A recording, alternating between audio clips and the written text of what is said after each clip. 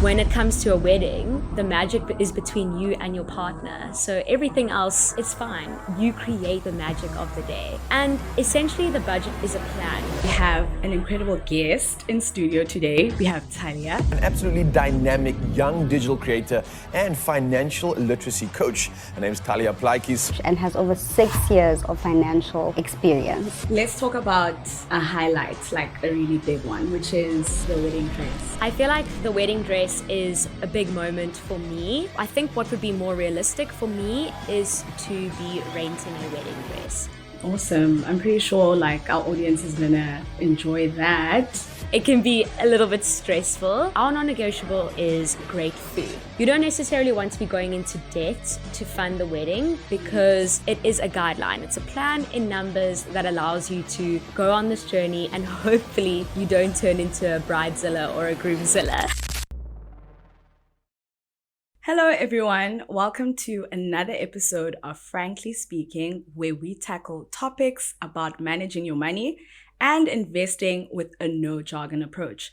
My name's Kgomotso, a junior marketing manager here at Franc, an investment app that makes investing easy and accessible for everyone. If you haven't subscribed to our channel, please do the right thing and give this video a thumbs up. So today's topic is all about wedding bells, but before we get to the good part, we need to talk about what actually makes this fairy tale come true. Well, the secret is planning and budgeting, which is essential for a successful and stress-free celebration. That's why we have an incredible guest in studio today to discuss this topic. In studio, we have Talya, a fellow friend of the brand and the founder of Fashionably Financial. Welcome, Talya. Thank you so much for having me, Kgomotso. It's so good to be back. Yes, it's good to have you back. So we heard from a little birdie that you are currently planning your wedding. That is correct. Yes, I am officially in my wedding planning bridal era. I love that, bridal era.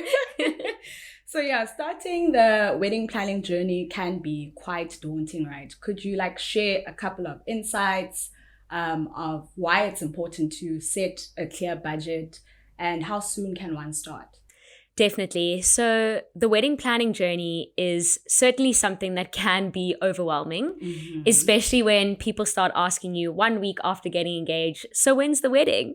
It can be a little bit stressful, but I would actually say that what's important for you and your partner is to go away separately, write down a list of things, 5 things, let's call it, that you feel are non-negotiable for your wedding. Then come together and figure out a list of 3 things that you both agree are the non-negotiables for your wedding. Once you have that list, you can then start creating your budget. And then you can obviously look at the budget. Okay, our non-negotiable is great food. Then you can allocate more money to the food at the wedding, for example. And it's never too early to start. I feel like I wish I had a wedding fund before I was even engaged. But presumptuous, I know. But it is overwhelming when there's so many options. You can have a big wedding, you can have a small wedding, you can elope. The options are actually endless, and that's why it can be so overwhelming, which is why I feel that the list that you agree on with your partner is a great first step. And then from there, you can discuss how much you are actually willing to spend on the wedding. And from there, you go through your wedding categories, which I will touch on a little bit later. But I feel like that is a great starting point. And essentially, the budget is a plan, right? It is a guideline. It's a plan in numbers that allows you to go on this journey and hopefully you don't turn into a bridezilla or a groomzilla. Okay, cool. We recently launched our new exciting feature, Shared Goals. Yes. So tell us about your experience with Shared Goals and how it's helped you with the wedding planning process. Sure. So I was really excited to hear that Franc had the Shared Goals. I've actually created our Shared Goal. I've added our name, put in a cute little picture of us in there, and Cute. yeah, sent my fiance the link, made him sign up, and I said to him, we are on this. This is our time now. Signing up was really, really easy. And it was great because I had the option of investing regularly, or my fiance and I have the option of investing regularly, or we can put our target amount, and then it helps us say, okay, if you want to save X amount by, let's say our wedding date is November 2024, this is how much you need to invest each month to get you to that target amount. And it's amazing because for now, we just want to invest regularly. We don't have a wedding venue just yet. We are in the process.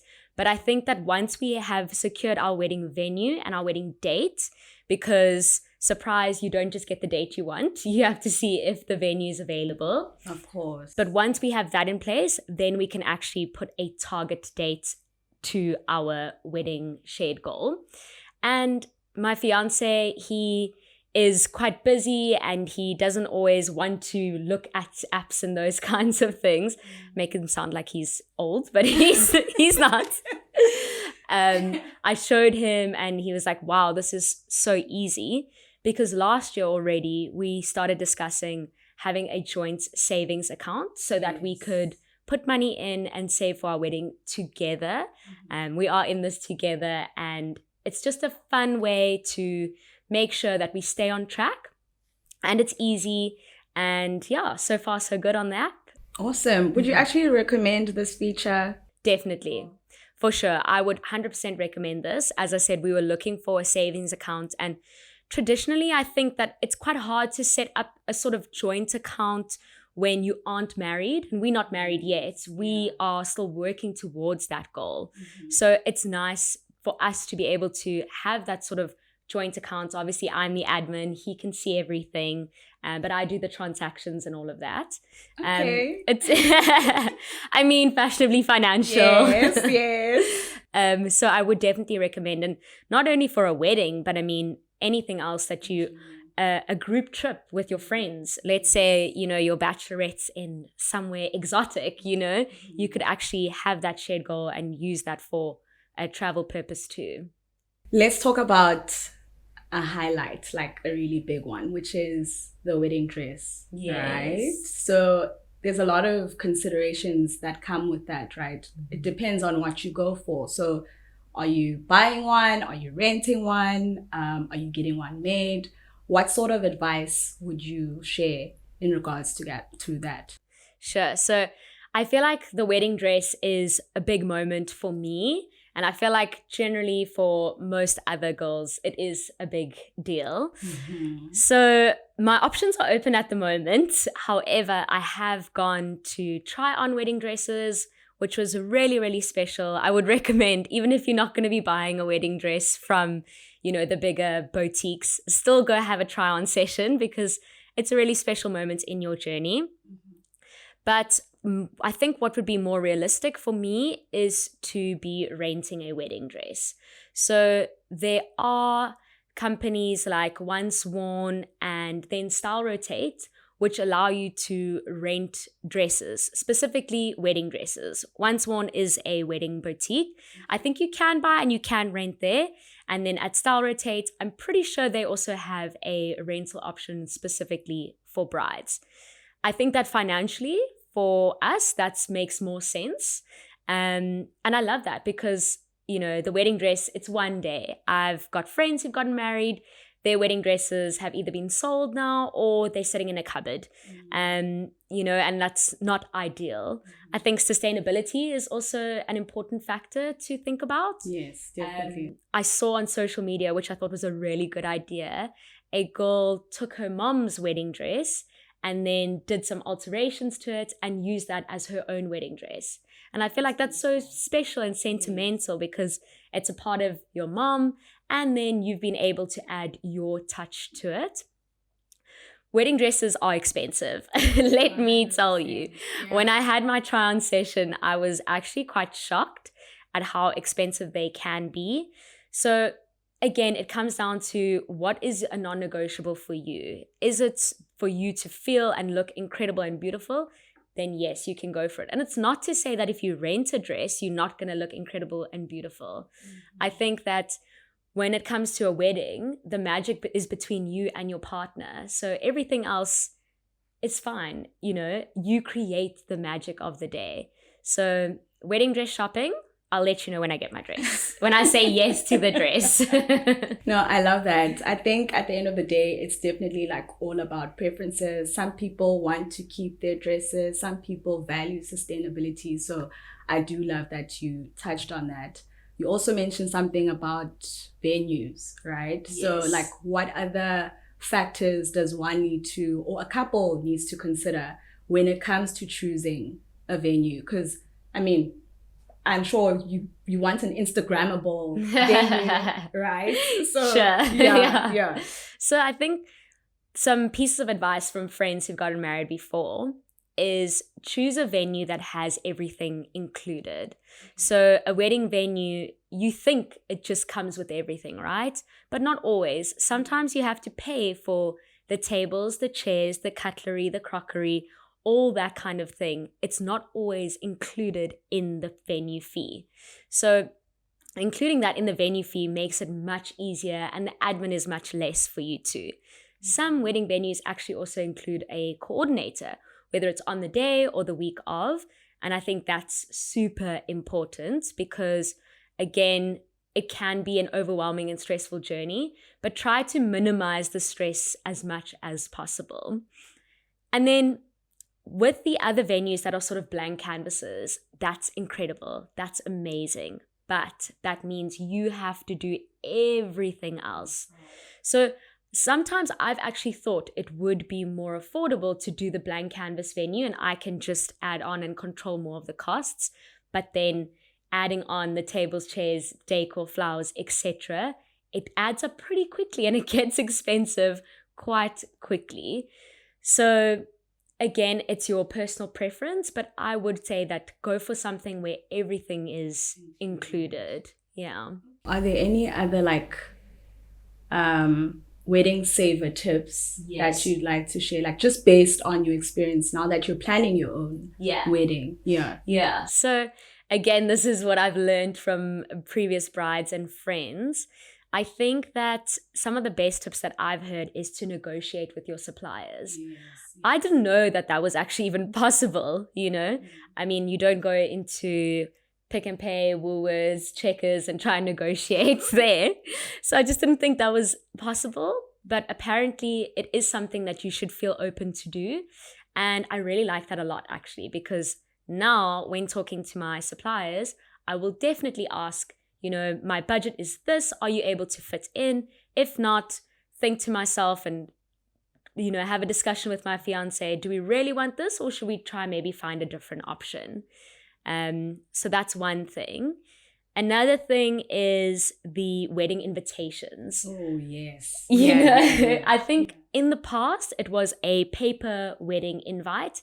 But for me, I feel like that's quite old school. I think that you can save money by going completely digital. So whether it's creating a wedding website, for example, or there's apps like Appy Couple, I think, and some of them are paid and some of them are free. So all you need to do is get the email addresses from your guests and then send them invitations through there.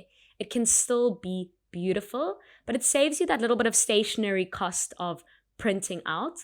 Of course, if you have family members, let's say, for example, my grandmother would love to see a beautiful printed wedding invitation.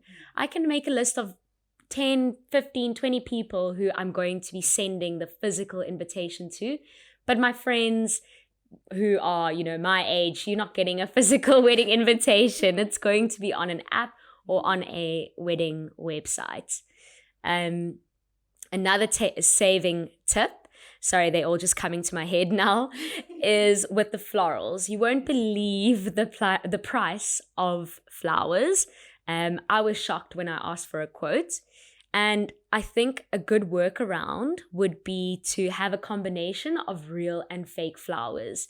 People don't know the difference. And if they do spot the difference, so what? It's your day. Mm-hmm. So I think we would definitely use a combination of fake flowers and real flowers, because the flowers, they last a few days, you know what I mean? And then that's it. That's your not your income, your money gone on those flowers. And it's in the thousands of rands. It's quite scary.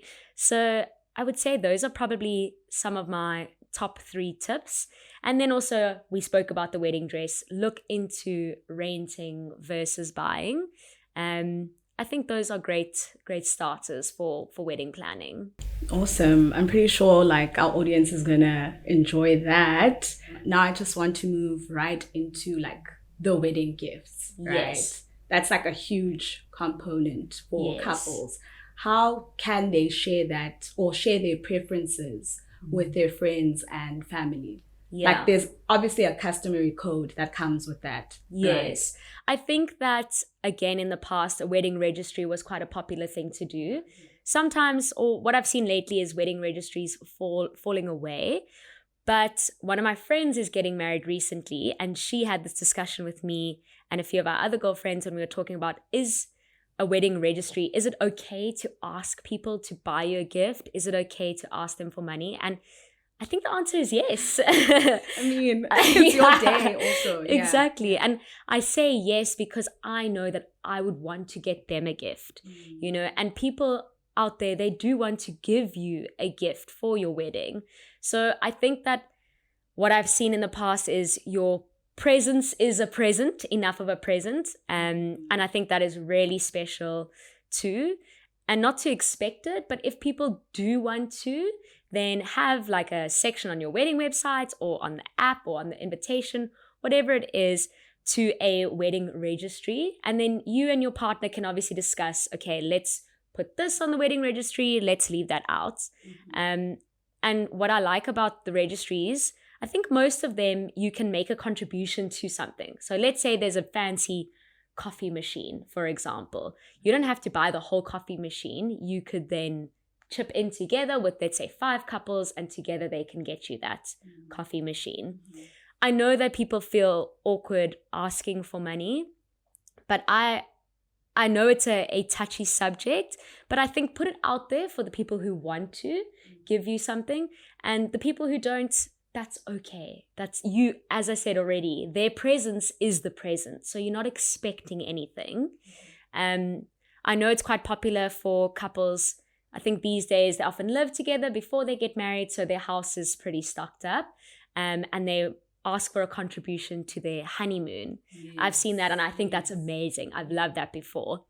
And funny story, years and years ago, I think I just started my first corporate job. I was invited to a friend's wedding, and they asked for contributions to their honeymoon. And that was great. And at the time, I didn't have a lot of money, but I just kind of made it quirky, and I said, drinks on me. You know, I'm not going to pay for a whole dinner for you or that kind of thing, but enjoy your honeymoon drinks on me. And I think that's kind of a nice way to do that. Yeah, and just to add on to that, with Franc, we have pay links, right? Yes. That you can share with like friends and family, and they can contribute to what the couple may need. So they can contribute to the wedding, they can contribute to the honeymoon, or any other like joint investment fund as well. I think that's awesome. Also because, you know, that's the kind of conversation you also have with your family and your partner 100%. Is, okay, how are we going to pay for this wedding? Is it just me and you, or are our families contributing if they can? Obviously, there's never any pressure for that. But if family or friends actually want to contribute, allow them to, give them the option. And I think that pay links is such a great way to do that. And of course, you know, if someone wants to contribute to your wedding day, I feel like that's so special, and you know, we'll take any income we can get. Personally, like for my wedding, if I ever get married, by the way, yes, I do want a gift, you know. Yeah. I just feel like, okay, I get the presents thing, but I would like a gift, because as the couple, you put so much money into a wedding. So people should bring you a gift. Yeah. But enough about that. So like our last question, what are some of the common mistakes couples make when it comes to budgeting for their wedding, and like how can they avoid them? Do you have like maybe any practical tips that you could share? Sure. So I think what comes to mind initially is with the budget, you should have projected expense and then actual, because sometimes, especially in the beginning, it's a lot of guesstimation, right? It's maybe you've seen this, your friend said she spent this on the wedding venue, so you kind of guessing that it should be the same. But inflation is real. So I think that in your wedding budget, you need to have projected expense and then the actual expense. Another thing is, you don't necessarily want to be going into debt to fund the wedding, because a wedding is a big expense, right? But it's actually also the start. Whether you decide to buy a house, relocate to a new city, have kids, those are also big financial expenses that generally come after a wedding. So I think that going into debt to fund your wedding is not a good idea. I'm not saying don't pay for something on your credit card and then pay it back within the interest-free period. That's definitely acceptable. But I think that going into debt is not the best start to your marriage. So that's definitely something to consider. So make sure that in your budget, you don't go way over budget and then that sends you into debt. So another thing is, once you've decided on your actual amount that you're willing to spend on your wedding, this is just a rough guess, but take about 30% out of that amount and then either add 30% to the amount or you take 30% away from the amount. So for example, let's just use simple numbers. So it's 10,000 Rand. That's what you're budgeting to spend on your wedding. 30% of that is obviously 3,000 Rand. So either your budget needs to be 10,000 plus 3,000 Rand, or the budget is actually 7,000 Rand. And why do I say that? That 30% is your buffer. So often we go in with what is our maximum amount that we want to spend. And let's say it's 10,000 Rand. That is your max. But there will be surprises. So then your max should actually be 7,000 and you are willing to push it to 10,000 Rand, but that is your absolute max. Or you're willing to say it's 10,000 Rand and you're happy to go up to 13,000 Rand, for example. Just because I've already seen that there are a lot of surprises along the way. And it's important that you have that kind of wedding buffer, if I can call it that. Obviously, it depends on your financial situation and you need to look at the numbers. You and your partner need to look at the non-negotiables and then figure that out. I am working on a budget template that I have for my future brides. And what I'm speaking about now and the projected and actual, I'm including in that budget as well. Another tip is to categorize your wedding expenses and kind of make them fun in a way. So the heavy hitters, that would be like your venue, for example, the food. You often spend a lot of money on those things. Then I have what I call the low-key major items. Things like flowers. You think low-key, it's not going to cost that much, but it does. And it has a major effect on the day as well, because that is your decor. And then not to forget the small but important items, such as your marriage contract and the legal fees. And if, for example, you have a will and you are now updating your will to include your spouse, these are things that you often need to do with a lawyer, and those lawyers' fees, they don't do it for free. So the lawyers' fees are also included. These are just examples. There's a lot more in each category, but I think that categorizing is something that people don't do. And I feel like it's very important and it makes the process a lot easier too. Awesome. Thank you so much, Talya, for joining us today. Like, it's always great having you here. Really appreciate it. This was very insightful, and also wishing you like all the best with your planning. Yeah, thank you so much for having me today. I hope there's some useful and insightful tips for my future brides out there. It's been great, and yeah, happy wedding planning. And just to wrap up this wonderful conversation we've had today, we managed to cover the key essentials, such as the importance of a budget, how you can use shared goals during the wedding planning process, choosing a wedding dress and a venue, the customary code around wedding gifts, and of course, the common mistakes to avoid when it comes to budgeting for your wedding. I'm pretty sure you enjoyed this episode, so please do give it a thumbs up. And if you haven't subscribed to our channel, do so now. If you have any other topics you'd like for us to discuss, do share them in the comment section below. Until next time, bye.